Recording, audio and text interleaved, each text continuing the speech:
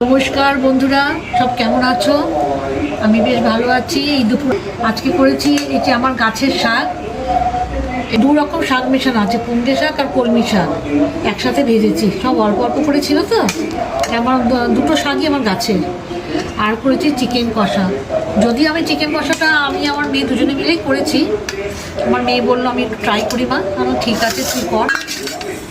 এই যে তিনজনকে খেতে দিচ্ছি। এটা আমার মেয়ে, এটা আমার ছেলের, আর এটা আমার কর্তাবাবু। আজকে আমার দুপুরবেলায় এই দুটোই মেনু করেছি। ছুটির বাজার। তা কেমন লাগলো আমার এই রান্না আজকে? অবশ্য আমার রান্না থেকে আমার মেয়ের রান্না আজকে করেছে। আজকে আমার যদিও একটু ছুটি আছে, মেয়ে সব করেছে। আর মেয়ের এই রান্নাটা কেমন লেগেছে অবশ্য কমেন্ট করে জানাবেন। একদম চিকেন কষা কষা, এটা রুটি পরোটা সব দিয়েই খাওয়া যাবে। খুব সুন্দর রান্না করেছে।